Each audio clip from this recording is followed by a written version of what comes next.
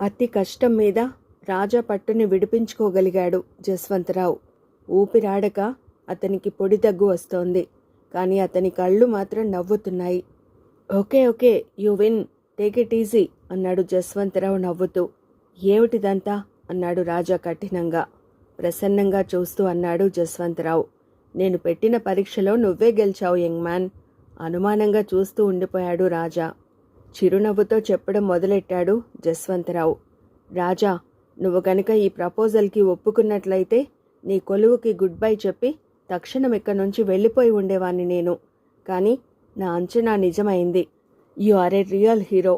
Come on, let us shake hands and let us save the country. ఇక నుంచి ఇద్దరం కలిసి పనిచేద్దాం. నేను చెప్పిన ప్రపోజల్ అబద్ధం కాదు.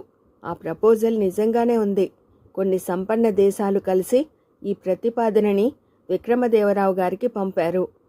కానీ ఆలోగానే విక్రమదేవరావు గారు చనిపోయారు. ఇప్పుడింకా ఆ ప్రపోజల్ నీకు రాబోతోంది. అయితే నువ్వు దాన్ని వెంటనే కాదనకు. వాళ్ళ పూర్తి వివరాలు అవి తెలుసుకోవడం మనకు అత్యవసరం. మనం వాళ్ళ ప్రతిపాదనని ఒప్పుకున్నట్లే నటిద్దాం. లెటస్ ప్లే అలాంగ్ అన్నాడు జస్వంతరావు. అంటే మనమేం చేయాలి అన్నాడు రాజా. ఆ సిండికేట్ తాలూకు రిప్రజెంటేటివ్ గ్రాండ్ హోటల్కి వస్తాడు ఇవాళ. అక్కడ అతన్ని మనం మీట్ అవుదాం. What do you say? It is okay with me అన్నాడు రాజా. సాయంత్రం రాజా జస్వంతరావు కలిసి వింటేజ్ సిల్వర్ ఘోస్ట్లో ఎక్కి గ్రాండ్ హోటల్కి వెళ్ళారు. వెళ్ళగానే అక్కడ ఉన్న పెద్ద బోర్డు ఒకటి రాజా దృష్టిని ఆకర్షించింది. Sexy, sensational, singing, swinging star Aatheen Rani, scintillating program tonight and every night. Grand హోటల్లో ఆఠీన్ రాణి అని బోర్డు మీద పేరు కనపడగానే డైమండ్ రాజా మొహంలో ఆలోచన కనపడింది. ఆ రోజున ఇంకో హోటల్లో తనతో పాటు డాన్స్ చేసి ఉండవలసిన అమ్మాయో కాదో ఈ ఆఠీన్ రాణి అంటే. ఆ రోజున ఆ అమ్మాయి డయాస్ మీదకి రాలేదని తను అసహనంగా ఎదురు చూస్తూ ఉంటే ఆలోగానే ప్లేన్ క్రాష్ కావడం, అందరూ కకావికలైపోవడం జరిగింది. డైమండ్ రాజా ఆఠీన్ రాణి కాంబినేషన్ మిస్ అయిపోవడం జరిగింది కూడా. అలా ఆలోచిస్తూనే జస్వంతరావుతో పాటు గ్రాండ్ హోటల్లోకి నడిచాడు డైమండ్ రాజా.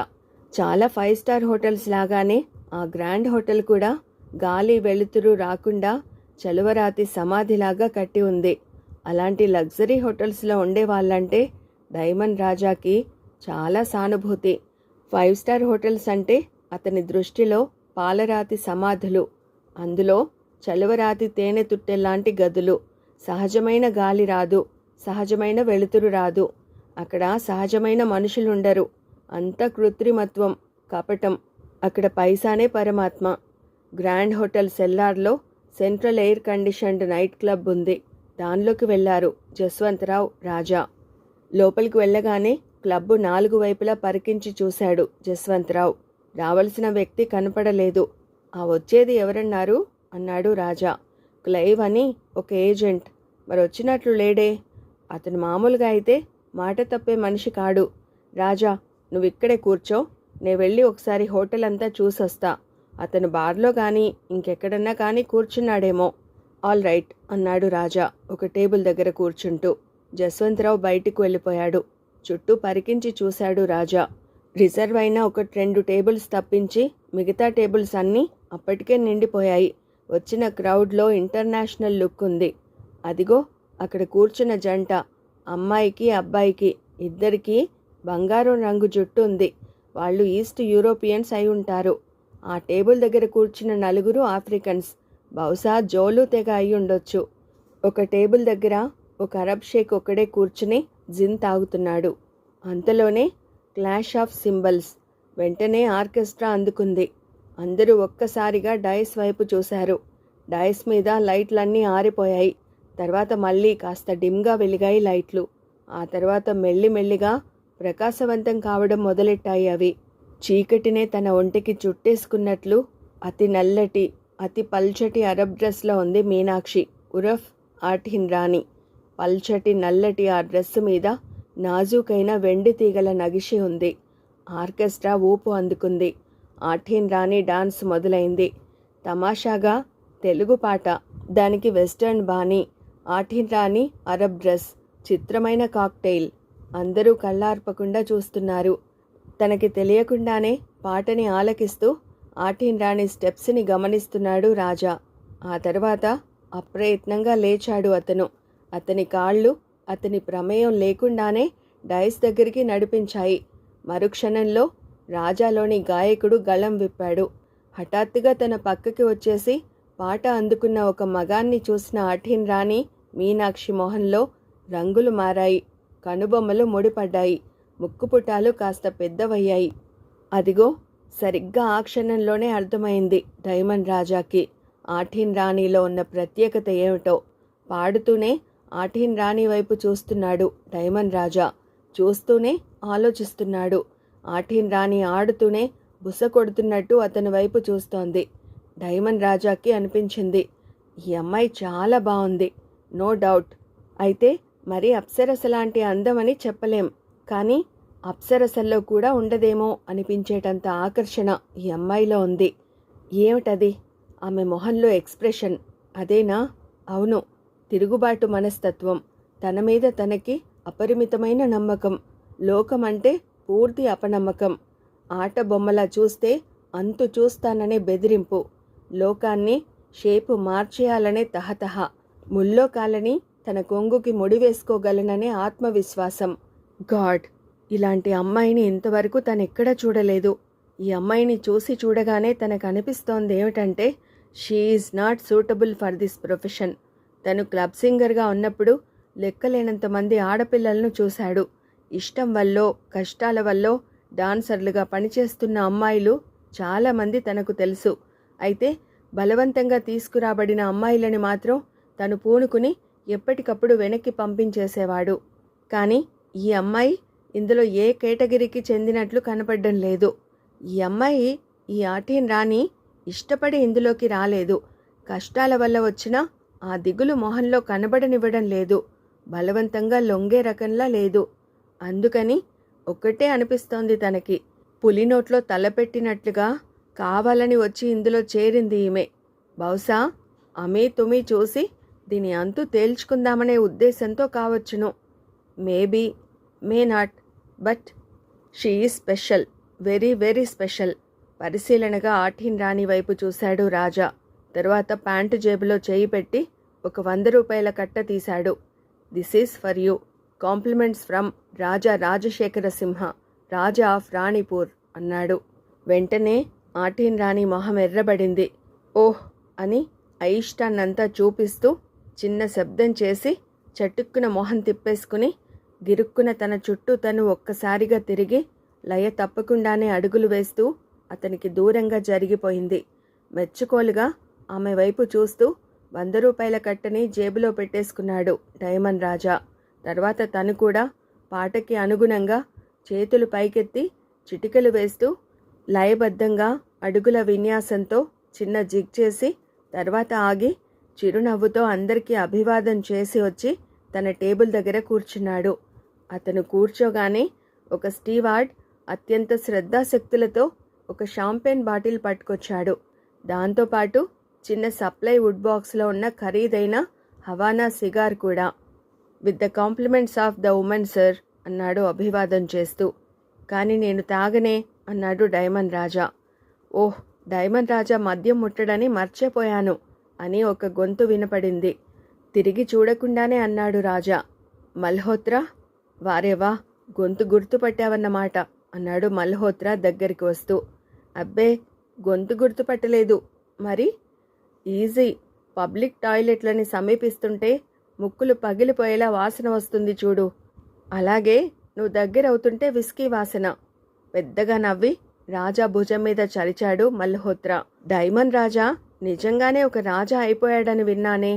అదలా ఉంచు, నీతో అర్జెంటుగా మాట్లాడాలి మల్హోత్రా. ష్యూర్, ఇక్కడ కాదు, బయటికి వెళ్దాం. అనుమానంగా రాజా వైపు చూసి పద అన్నాడు మల్హోత్రా. ఇద్దరూ బయటికి నడిచారు. కాస్త దూరం రాగానే చెప్పు అన్నాడు మల్హోత్రా. ఇక్కడ కాదు, గేటు దగ్గరికి వెళ్దాం అన్నాడు రాజా. ఇద్దరు గేటు దగ్గరికి వెళ్ళారు. తక్షణం మల్హోత్రా షర్టుని కాలర్ దగ్గర పట్టుకుని దూది బొమ్మని ఎత్తినట్లు గాల్లోకి ఎత్తేశాడు డైమండ్ రాజా. ఊహించని ఈ హఠాత్ పరిణామానికి కీచుమని కేక పెట్టాడు మల్హోత్రా. కఠినంగా అన్నాడు డైమండ్ రాజా. మల్హోత్రా, నీకో విషయం అర్జెంటుగా గుర్తు చేయాలి. చాలా రోజుల క్రితం, అప్పట్లో నా సంగతి నీకు బాగా తెలీదు, నేను నీ హోటల్లో కాంట్రాక్టు కుదుర్చుకుని పాటలు పాడుతుంటే బలిపశువుని తోలినట్లు ఒక అమ్మాయిని డైస్ మీదకి తోలావు. ఆ అమ్మాయి బిక్క చచ్చిపోతూనే డాన్స్ చేసింది. పాట పాట తర్వాత పాట, ఇలా అర్ధరాత్రి 12 అయిపోయింది. హోటల్లో ఉన్న వాళ్ళందరూ అప్పటికే తప్ప తాగేశారు. గొంతులు పెద్దవయ్యాయి. పిల్లి కూతలు, అరుపులు, చప్పట్లు ఎక్కువయ్యాయి. స్ట్రీప్ స్ట్రీప్ స్ట్రీప్ అని అరవడం మొదలెట్టారు అలగా వెధవలంతా ఆ అమ్మాయిని చూసి. ఆ అమ్మాయి భయభ్రాంతురాలై చేష్టలుడిగి అలాగే నిలబడిపోయింది. అప్పుడు నువ్వు సర్కస్లో రింగ్ మాస్టర్లా ఆ అమ్మాయి దగ్గరికి వచ్చావు. విప్పై అన్నావు. ఆ అమ్మాయికి మరింత దగ్గరగా వెళ్ళి ఎవరికి వినపడనంత చిన్నగా ఏదో చెప్పావు. బహుశా పంపేస్తామనో ఇంకేదో బెదిరింపై ఉంటుంది. నేను ఆ టైంలో అక్కడ లేను. మంచినీళ్లు తాగడానికి పక్కకెళ్ళాను. నువ్వు ఆ అమ్మాయికి ఏం చెప్పి భయపెట్టావో గాని మొహం సిగ్గుతో కందిపోగా, దుఃఖంతో పెదిమలు వణికిపోతుండగా, కళ్ళు తడితడిగా అయిపోతుండగా చలిస్తున్న చేతులతో ఆ అమ్మాయి జాకెట్టు విప్పింది. ప్రతి ఆడపిల్ల తన ప్రాణానికి ప్రాణంగా చూసుకునే మానానికి అలా అవమానం జరుగుతుంటే 2 కాళ్ళ జంతువులన్నీ ఆనందం పట్టలేక కేరింతలు మొదలెట్టాయి. స్కర్ట్ కూడా అంటున్నావు నువ్వు. అప్పుడేం జరిగిందో గుర్తుందా మల్హోత్రా? మల్హోత్రా భయంగా చూశాడు. నేను మంచినీళ్ల గ్లాసు పక్కన పడేసి పరిగెత్తుకొచ్చి నీ దవడ పగిలేలా కొట్టాను ఇలా అని మల్హోత్రాని ఒక చేత్తో గాల్లో ఎత్తి పట్టుకునే రెండో చెయ్యి పిడికిలి బిగించి మల్హోత్రా దవడ మీద శక్తి కొద్దీ కొట్టాడు రాజా. తక్షణం మల్హోత్రా పన్ను ఒకటి ఊడి ఎగిరి అల్లంత దూరంలో పడింది. అప్పుడు కూడా ఒక పన్ను రాలింది కదూ, ఇది రెండోది. అప్పుడు ఆ అమ్మాయికి అవమానం జరిగినందుకు కొట్టాను. ఇప్పుడు ఈ దెబ్బ అడ్వాన్స్ వార్నింగ్, ఆఠీన్ రాణికి అవమానం జరగకుండా అన్నాడు. తల పక్కకి తిప్పి భుజం కాస్త ఎత్తి నోట్లో నుంచి కారుతున్న రక్తం తుడుచుకున్నాడు మల్హోత్రా. నన్ను దించు అన్నాడు హీనస్వరంతో. అలా అంటుండగానే అతని నోటి నిండా మళ్ళీ రక్తం చేరింది. మల్హోత్రాని కిందికి దించాడు రాజా. చెప్పు, ఎవరా అమ్మాయి? ఆ అమ్మాయి పేరు మీనాక్షి అన్నాడు మల్హోత్రా. ఆఠీన్ రాణి అన్న పేరు నువ్వు పెట్టిందేనా? అవును. ఆ రోజు మీ ఇద్దరి కాంబినేషన్తో ప్రోగ్రాం జరిగి ఉండాలి కదూ. నీ పేరుకి సూట్ అవ్వాలని మీనాక్షి పేరు ఆఠీన్ రాణి అని మార్చాను. బలవంతంగా తీసుకురాలేదు కదా ఆ అమ్మాయిని? తల్లి తోడు అని తల మీద చేయి పెట్టుకుని ప్రమాణం చేశాడు మల్హోత్రా. వాళ్ళమ్మకి అనారోగ్యం, ట్రీట్మెంట్కి బాగా ఖర్చవుతుంది. అందుకని తనే వచ్చింది. ఆ తర్వాత దేశపాండే కిడ్నాప్ చేశాడు. మళ్ళీ నేను రక్షించి తీసుకొచ్చాను. ప్రస్తుతం ఇక్కడ పని చేస్తోంది. ఇంకో 6 నెలల తర్వాత నేనే సొంత హోటల్ పెడితే నా పార్ట్నర్గా చేరుతుంది అన్నాడు మల్హోత్రా. ఒక్క క్షణం ఆలోచించాడు రాజా. ఆ అమ్మాయి వాళ్ళ మదర్ ట్రీట్మెంట్కి అయ్యే ఖర్చంతా నేను భరిస్తాను. ఆ అమ్మాయిని పంపించేయి అన్నాడు. ఈవిల్గా నవ్వాడు మల్హోత్రా. నువ్వు ఇస్తానన్నా తను తీసుకోవద్దు. ఆ అమ్మాయికి మహా పొగరు, దానాలు తీసుకోదు. పైగా ఆమెకి డబ్బున్న వాళ్ళంటే పరమ అలర్జీ. చాలా చిత్రమైన సైకాలజీ అన్నాడు మల్హోత్రా. అని తన కొంటెతనాన్ని ఆపుకోలేనట్లుగా భయంగానే ఇంకో మాట అన్నాడు. రాజా, సైకాలజీలో ఎక్స్పర్ట్ని నేను. నువ్వు ఇదివరకు మిగతా అమ్మాయిలని రక్షించడం వేరు, ఈ అమ్మాయికి అండగా నిలబడాలనుకోవడం ఇది పూర్తిగా వేరు. ఈ అమ్మాయి గురించి నువ్వు మాట్లాడుతుంటే బహుశా ఈ సంగతి నీకే తెలిసి ఉండదు. You are in love with her Raja. Yeah, నువ్వు ఆ పిల్లతో ప్రేమలో పడిపోయావు. ఆ సంగతి నీ మొహంలో కనపడిపోతోంది. Love at first sight. I will kill you bastard అన్నాడు రాజా ఆగ్రహంగా. బెదిరిపోయినట్లే నటిస్తూ ఇంకా చెప్పాడు మల్హోత్రా. ఈ లవ్ ఎట్ ఫస్ట్ సైట్ అనేది ఉన్నట్లే హేట్రెడ్ ఎట్ ఫస్ట్ సైట్ అని కూడా ఉంటుంది రాజా. మొదటి చూపులోనే ద్వేషం, అర్థమైందా? నీకు తెలియకుండానే నువ్వు ఆఠీన్ రాణి మీనాక్షితో మొదటి చూపులోనే ప్రేమలో పడిపోతే మీనాక్షి మొదటి చూపులోనే నువ్వంటే ద్వేషం పెంచుకుంది. కారణమేమిటో తెలుసా? Now you are a money bag. డబ్బు బస్తావి నువ్వు. డబ్బు బస్తాగాళ్ళంటే మీనాక్షికి మహా అలర్జీ. సింగర్ అయిన డైమండ్ రాజాని చూస్తే ఇష్టపడి ఉండేదేమో మీనాక్షి. కానీ రాజా ఆఫ్ రాణిపురైన నిన్ను చూస్తే మాత్రం అసహించుకుంటుంది. ష్యూర్ అన్నాడు. బాస్టర్డ్ అని మల్హోత్రా షర్ట్ పట్టుకుని అతన్ని ఊపేశాడు రాజా. అంతలోనే అతనికి తమకి దగ్గరలోనే మరో మనిషి నిలబడి ఉన్నట్లు అనిపించింది. మల్హోత్రాని వదిలేసి తిరిగి చూశాడు. అక్కడో మహావిచిత్రమైన మనిషి నిలబడి ఉన్నాడు. సూటు వేసుకుని ఉన్నాడతను. ప్యాంటు ఒకవైపు మోకాలి దాకా పైకి మడిచి ఉంది. కాళ్ళకి బూట్లు లేవు. షర్టు ప్యాంటులోకి టక్ చేయకుండా కోటులో నుంచి కిందికి వేలాడుతూ కనపడుతోంది. నెక్టైని తలపాగాగా చుట్టి కట్టుకున్నాడు. జుట్టు ఎదుపంది ముళ్ళలా లేచి ఉంది. మొహానికి మట్టి పూసుకుని ఉన్నాడు. హ్యాట్ని చేతిలో పట్టుకుని అయ్యా ధర్మం, అమ్మా ధర్మం అంటున్నాడు. మంచి కుటుంబానికి చెందిన వ్యక్తుల్లో కూడా కొందరికి పిచ్చి పట్టినప్పుడు ఇల్లు వదిలేసి పిచ్చి చేష్టలు చేస్తూ తిరుగుతూ ఉండడం డైమండ్ రాజాకి అనుభవమే. అందుకని అతను అట్టే ఆశ్చర్యపోలేదు. కానీ పిచ్చి బిచ్చగాడి గెటప్లో ఉన్నది ట్రస్టీ సుందరమేనని మాత్రం రాజా గ్రహించలేకపోయాడు. పొద్దున్న ప్యాలెస్లో సందట్లో సడేమియాలాగా ఒక్క క్షణం పాటు తనకి కనపడ్డ సుందరం రూపం అతని మెదడులో సరిగ్గా రిజిస్టర్ అయి ఉండలేదు. ధర్మం చేయి తల్లే అన్నాడు సుందరం డైమండ్ రాజా వైపు చూస్తూ. జేబులో చేయి పెట్టి ఒక 100 రూపాయల నోటు తీశాడు డైమండ్ రాజా. దాన్ని సుందరం టోపీలో వేశాడు. డైమండ్ రాజా అంత చులాగ్గా 100 రూపాయల నోటు దానం చేసేయడం చూస్తే సుందరం ప్రాణాలు కడబట్టినట్లయింది. వీడిట్లా అత్త సొమ్ము అల్లుడు దానం చేసినట్లు 100 రూపాయల నోట్లు పందారం చేసేస్తుంటే ఆస్తి కరిగిపోదు అనుకున్నాడు దిగులుగా. 100 రూపాయలొద్దు తల్లే, 1 రూపాయి చాలు అన్నాడు సుందరం తికమకగా. పర్లేదు ఉంచుకో అని చెప్పి మల్హోత్రా వైపు తిరిగాడు రాజా. గుర్తుందా, ఆఠీన్ రాణికి అపకారం జరిగిందో అని బెదిరింపుగా తర్జని చూపించి లోపలికి నడిచాడు. బట్టలు దులుపుకుని అతన్ని అనుసరించాడు మల్హోత్రా. వాళ్ళిద్దరూ వెళ్ళిపోగానే సుందరం కర్చీఫ్తో మొహానికున్న మట్టి తుడిచేసుకుని పొట్లం కట్టి ఉన్న ఫేస్ పౌడర్ కాస్త రాసుకుని కారులో ఉన్న బూట్లు వేసుకుని షర్టు టకప్ చేసి తల దువ్వుకుని గెటప్ మార్చేసి హోటల్ వెనుకదారి గుండా గ్రీన్ రూమ్లోకి వెళ్ళిపోయాడు. పాటల మధ్య బ్రేక్ వచ్చి అప్పటికే గ్రీన్ రూమ్లో కూర్చుని ఉంది ఆఠీన్ రాణి. ఇందాక ఒక మగాడు తనతో కలిసి డాన్స్ చేయబోవడం, తనకి 100 రూపాయల కట్ట ఇవ్వబోవడం అదంతా గుర్తొచ్చి అసహ్యంగా అనిపిస్తోంది మీనాక్షికి. సరిగ్గా అదే టైంలో గ్రీన్ రూమ్లోకి వచ్చాడు సుందరం. మిస్ మీనాక్షి అన్నాడు ప్రశ్నార్థకంగా. ఎస్ అంది మీనాక్షి నుదురు చిట్లించి చూస్తూ. నువ్వు నిరాకరించలేని ఒక అద్భుతమైన ప్రపోజల్ చేయడానికి వచ్చాను అన్నాడు సుందరం మిస్టీరియస్గా. డైమండ్ రాజా మళ్ళీ లోపలికి వచ్చి తన టేబుల్ని సమీపించాడు. అప్పటికే అక్కడ ఒక టేబుల్ దగ్గర కూర్చుని ఉన్నాడు జస్వంతరావు. జస్వంతరావు పక్కనే ఉన్నాడు ఒకతను. బహుశా యూరోపియన్ అయి ఉండవచ్చును. వయసు 40 లోపలే ఉంటుంది. మంచి అథ్లెటిక్ పర్సనాలిటీ. రోజు ఎక్సర్సైజ్ చేయడం వల్ల బాడీ కంట్రోల్లో ఉండడం వేరు. చాలా అడ్వెంచరస్గా బతకడం వల్ల ఒళ్ళు కొవ్వెక్కకుండా ఉండడం వేరును. ఇతను రెండో కేటగిరీకి చెందినట్లు కనబడుతున్నాడు. బంగారు రంగులో ఉన్న బ్లాండ్ హెయిర్ ముందువైపు పలుచబడుతూ బట్టతల రాకని సూచిస్తోంది. అతని బాడీ యంగానే ఉన్నా మొహం మీద మాత్రం రాబోయే ముడతల తాలూకు గీతలు ప్రస్ఫుటంగా కనపడుతున్నాయి. ఒక రొటీన్ అంటూ లేని లైఫ్ గడపడం, రోజు లేట్ నైట్ స్పెండ్ చేయడం దానికి కారణమై ఉంటాయని అనుకున్నాడు రాజా. రాజా టేబుల్ని సమీపించగానే పలకరింపుగా కనుబొమలు ఎగరేశాడు అతను. జస్వంతరావు గొంతు సవరించుకుని గంభీరంగా అన్నాడు, meet the Raja of Ranipur, Rajasekhara Simha, and this is Clive Spencer అన్నాడు ఫార్మల్గా పరిచయాలు చేస్తూ. మాట్లాడకుండా కరస్పర్శ కోసం చేయి చాచాడు స్పెన్సర్. షేక్ హ్యాండ్ ఇచ్చాడు రాజా. షేక్ హ్యాండ్ ఇస్తూనే ఇంకోసారి క్లేవ్ స్పెన్సర్ వైపు పరిశీలనగా చూశాడు. పీస్ అని ఇంగ్లీష్లో పెద్ద అక్షరాలు స్టాన్సిల్ చేసి ఉన్న తెల్ల బనీను వేసుకుని ఉన్నాడు Clive Spencer. Faded denims, rimless black glasses.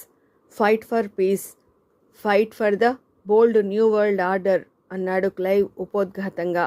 అతను 1-2 మాటలు మాట్లాడగానే ఒక విషయం గ్రహించాడు రాజా. అతని ఇంగ్లీష్ ఉచ్చారణ అంత నిర్దుష్టంగా లేదు. అతను ఇంగ్లీష్ వాడు కాడు, అమెరికన్ కూడా కాదు. బహుశా వార్దిక్ కంట్రీస్కి చెందిన వాడై ఉంటాడు. ఏ నార్వేనో స్వీడనో. అతని బ్లాండ్ హెయిర్ చూస్తేనే అలా అనిపిస్తోంది. అందుకే అతని ఇంగ్లీష్ సరిగా లేదు. చాలామంది అనుకునేటట్లు ప్రపంచంలో అత్యధికంగా మాట్లాడబడే భాష ఇంగ్లీష్ కాదు. అసలు యూరోపియన్ దేశాల్లోనే చాలామందికి ఇంగ్లీష్ రాదు. జర్మన్లు, ఫ్రెంచ్ వాళ్ళు ఇంగ్లీష్ వచ్చినా కూడా మాట్లాడరు. జస్వంతరావు ఇప్పటికే నీకు కొంచెం చెప్పి ఉండాలే అన్నాడు క్లైవ్ స్పెన్సర్. ఇంగ్లీష్లో ఏకవచనానికి బహువచనానికి ఒకే పదం ఉపయోగించినా కూడా క్లైవ్ స్పెన్సర్ మాట్లాడుతున్న విధానంలో నువ్వు నువ్వు అంటున్నట్లే ధ్వనిస్తోంది. నీ అసలు పేరేమిటి అన్నాడు రాజా. ఒక్కసారి ఆశ్చర్యంగా రాజా వైపు చూశాడు క్లైవ్ స్పెన్సర్. నా అసలు పేరు ఏదైతేనేం గాని క్లైవ్ అని పిలువు చాలు. గతంలో ఇండియాలో బ్రిటిష్ వారి తరపున క్లైవ్ పోషించిన పాత్ర చాలా ఉంది. నాకతను రోల్ మోడల్ అన్నాడు క్లైవ్. నువ్వు బ్రిటిష్ వారి తరపున పనిచేస్తున్నావా? I work entirely on my own. కానీ కొన్ని దేశాలు కలిసి కూటమిగా ఏర్పడ్డాయి. ఆ సిండికేట్ నా వెనుక ఉంది. ఏ దేశాలు? అది నీకు తర్వాత తెలుస్తుంది. నీకేం కావాలి? ఇండియా ఇప్పుడున్న షేపులో ఉండటానికి వీల్లేదు. మరి? గాజు పువ్వులా ఉన్న గ్లాసులోని స్కాచ్నెత్తి నోట్లో పోసుకుని గుటక వేశాడు క్లైవ్. తర్వాత గట్టిగా శబ్దం అయ్యేటట్లు పెదమలు చప్పరించి అన్నాడు, చరిత్రకి ముఖ్య లక్షణమేమిటో నీకు తెలుసా? మాట్లాడకుండా చూశాడు రాజా. తనే మళ్ళీ చెప్పాడు క్లైవ్. చరిత్రకి ముఖ్య లక్షణం ఏమిటంటే చరిత్ర పునరావృతం కావడం. జరిగిపోయిన పొరపాట్లలో నుంచి పాఠాలు నేర్చుకోరు జనం, ముఖ్యంగా మీ Indians. What do you mean? Britain మిమ్మల్ని పాలించింది. అంతకుముందు మొఘలులు, అంతకుముందు హునులు, యవనులు, శకులు, అలా అలా అనేక జాతులు మిమ్మల్ని పాలించాయి.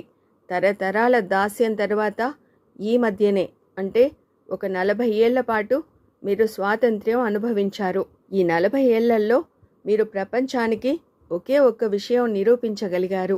అదేమిటంటే మిమ్మల్ని పాలించుకునే అర్హత మీకు లేదని. అతి కష్టం మీద ఆగ్రహాన్ని అదుపులో పెట్టుకున్నాడు రాజా. ఇంకో గుక్క విస్కీ తాగి చెప్పడం మొదలెట్టాడు క్లైవ్. ఒక్కసారి మీ అసెంబ్లీకో పార్లమెంటుకో వెళ్ళి చూడు. అసెంబ్లీలో జరగాల్సిందేమిటి? ప్రజల సమస్యల గురించి పెద్దలంతా కూర్చుని కూలంకషంగా చర్చించి సామరస్యంగా ఒక అంగీకారానికి వచ్చి ఆ ప్రకారం పథకాలు వేసి పనులు చేయడం. అవునా? కానీ మీ శాసనసభల్లో జరిగేదేమిటి?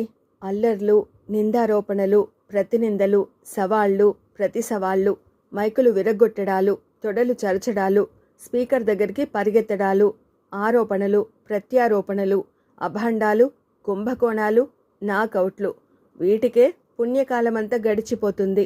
ప్రజల సమస్యల గురించి చర్చించే టైం ఉండదు ప్రజాప్రతినిధులకి. ఉదాహరణకి వాటర్ ప్రాబ్లం తీసుకుందాం.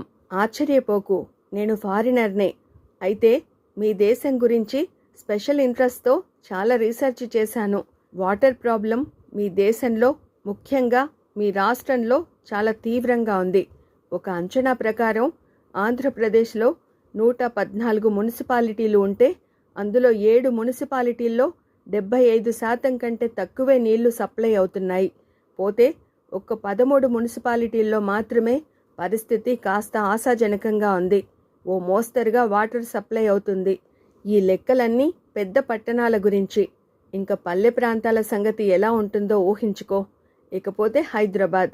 ఎప్పుడో నైజాం కాలంలో 4 లక్షల జనాభా కోసం ఏర్పాటు చేసిన వాటర్ సిస్టమ్ అది. హైదరాబాదు మెగా సిటీ అవుతున్నా కూడా ఇంకా ఆ సిస్టమ్ ద్వారానే నీళ్లు వస్తున్నాయి. భాగ్యనగరంలో 2 రోజులకోసారి మంచినీళ్లు. రాజధానిలో నీటి ఎద్దడి. ఎంత సిగ్గుచేటు! మీకు స్వాతంత్ర్యం వచ్చి 40 ఏళ్లయింది. కానీ దీనిని గురించి ఎవరు అడగరు, చర్చించరు. అనవసరమైన విషయాల మీద అస్తమానం రగడ. ఉత్తరప్రదేశ్ విధానసభలో సభ్యులు రక్తం కారేటట్లు కొట్టుకున్నారు. ఒక అసెంబ్లీలో ఒక నాయకురాలిని వస్త్రాపహరణం చేయబోయారు. అక్కడే ఇంకో సందర్భంలో ప్రతిపక్ష సభ్యుల పంచెలు ఊడదీయడం జరిగింది. సరే, మీ ఆంధ్ర అసెంబ్లీలో జరిగిన అద్భుతాల గురించి ఒక బృహత్ గ్రంథమే రాయొచ్చనుకో. ఇలాంటి అల్లర్లు ఏ బ్రిటిష్ పార్లమెంటులోనో అమెరికన్ సెనేట్లోనో జరుగుతాయంటావా? Never, never. ఈ ఒక్క విషయం చాలు మిమ్మల్ని మీరు పరిపాలించుకునే అర్హత మీకు లేదని చెప్పడానికి. ఇంకా మీ ప్రజలో మీ నాయకులకు తగిన వాళ్లే మీ ప్రజలు కూడా. యథా రాజా తదా ప్రజ. ఇక్కడ నిజమైన నాయకులు ఉండరు. ఉన్నా కూడా ప్రజలు వాళ్ళని గుర్తించరు. ఇక్కడి ప్రజలకి తమకి మంచి చేసే నాయకులు అక్కర్లేదు. సర్కస్లో ఫీట్స్ చేసే టైపు వ్యక్తులు కావాలి. మాటల గారడీలు చేసేవాళ్లు కావాలి. ఇంద్రజాలం, మహేంద్రజాల విద్యలతో జనాలని సమ్మోహితులను చేసేవాళ్ళు కావాలి. చివరికి సర్కస్లో బఫూన్ లాగా వెకిలి చేష్టలతో వినోదం కలిగించేవాడైనా ఇక్కడ నాయకుడిగా చెలామణి అవుతాడు కానీ నిజమైన నాయకుడు చిల్లి గవ్వ విలువ కూడా చేయడు. ఎవరు ఎంత ఎక్కువగా తమని మోసం చేయగలిగితే వాడికి బ్రహ్మరథం పడతారు ప్రజలు. సింపుల్గా చెప్పాలంటే కటౌట్ల కాళ్ళు నాకడాల సంస్కృతి మీది. దాన్నే ఇంకో విధంగా చెప్పాలంటే స్వాతంత్ర్యం వచ్చినా కూడా బానిసలుగా బతుకుతున్నారు మీ జనం. అప్పట్లో తెల్లదొరలకి, ఇప్పుడు మీ ఓన్ నల్లదొరలకి అంతే తేడా. మధ్యయుగాల మనస్తత్వం మీది. అందుకే 20వ శతాబ్దం ముగిసిపోతున్నా మీది డెమోక్రసీ అని మీరు ఒప్పుకుంటున్నా కూడా జరుగుతుందేమిటి? ఇక్కడ అధికారం వంశపారంపర్యం. ఇక్కడి పార్టీలలో కుటుంబ పాలన. మొన్న ఒక నాయకురాలి బర్త్డే సెలబ్రేషన్స్ జరిగాయి. ఒక పార్టీ మనిషి 2 కోట్ల రూపాయల ఖర్చుతో నియోన్ కటౌట్లు పెట్టించాడు. ఒక సీనియర్ లేడీ ఆఫీసర్ ఆ నాయకురాలికి శక్తి ప్రసాదించమని ప్రార్థిస్తూ బట్టలు విప్పి ఒంటికి వేపమండలు తగిలించుకుని ఇంకో 40 మంది స్త్రీలతో కలిసి ఎగిరింది. పార్టీ సభ్యులు ఆ మహానగరంలో పొర్లు దండాలు పెట్టి అంగప్రదక్షిణలు చేశారు తమ నాయకురాలి శ్రేయస్సు కోసం. ప్రజలు అధికారానికి తల ఒగ్గాలి నిజమే, కానీ కాస్త ఒంగు అంటే సాగిలబడి నేల మీద పాకే మనుషులు మీరు. మీరు యూరోపియన్ కంట్రీస్ లెవెల్కి రావాలంటే ఇంకో యుగం పడుతుంది అన్నాడు క్లైవ్ నిర్లక్ష్యంగా.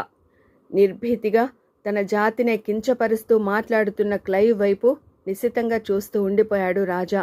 అతను చెబుతున్న దానిలో సత్యాలు కొన్ని ఉన్నాయి, అర్ధసత్యాలు కొన్ని ఉన్నాయి. అయినా అతనిదంతా దేశక్షేమం కోరి చెప్పట్లేదు కదా.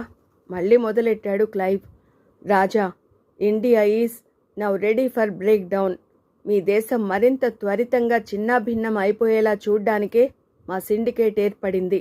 కోపాన్ని కంట్రోల్లో పెట్టుకుని నిదానంగా అన్నాడు రాజా. ఓకే, అలాగే అనుకుందాం. But why me? నేనే ఎందుకు? నిన్నే ఎందుకు ఎన్నుకున్నామంటావా?